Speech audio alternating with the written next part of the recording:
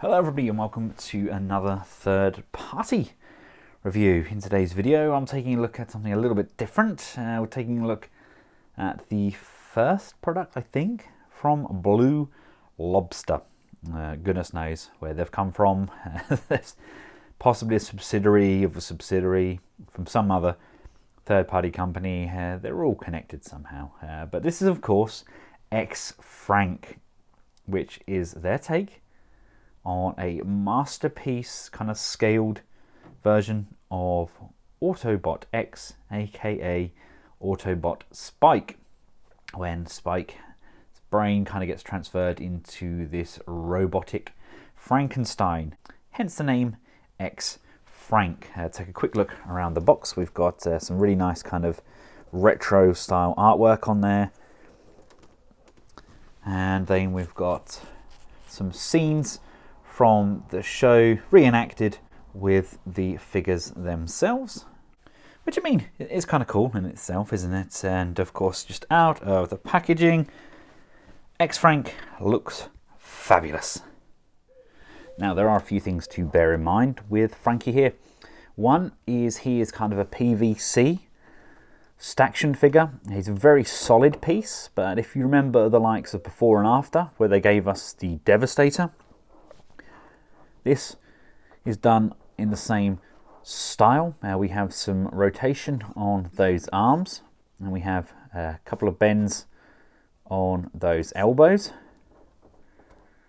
Rotation on the wrist as it's ball mounted, and we have up and down motion on that head, and it can turn left and right. But that is as far as we get with articulation. Nothing else moves. I mean, it is basically a statue to look good with your masterpiece figures, but it's really nailed that animation style in my opinion. I think it looks sensational, but possibly overpriced. I think for what it is basically a solid molded lump of plastic. Yes, it looks sensational, but I mean, companies out there could make this into a fully articulated figure. Is there a need to? I don't know. What are your thoughts? Let's just see how he looks alongside some other Transformers. I mean, he definitely looks the part, doesn't he? He's definitely the right sort of scale. And I love the fact that he can interact with the other figures, especially these more cartoon-inspired figures as well, which seems to be the route that Takara themselves are taking. Hence, I think it fits in really nicely with the X-Trans and the MMC style. But I mean, it definitely looks the part, but again, I really do kind of question the pricing. Here we have him alongside MP10. It's where we can make use of that nice head articulation. Can really kind of rock up and rotate as well, so he can look very quizzical. He's very confused as to why he's in this huge robotic shell. Let's get a little bit up close and personal. Take a look at that sculpt. Really nicely done. A few blemishes there around the mouth possibly. But all in all, I mean, it does what it needs to.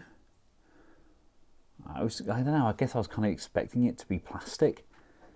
But coming out as this kind of PVC, rotocast sort of project, it just caught me a little bit off guard. But like I said, there's nothing wrong with the likes of the Before and After figures. So as long as you know what you're getting and what to expect, I think as long as you know that you're only getting kind of like a PVC statue, then I don't think you'll be overly disappointed. I would just like something to have been able to happen with these legs. They just kind of just one solid lump.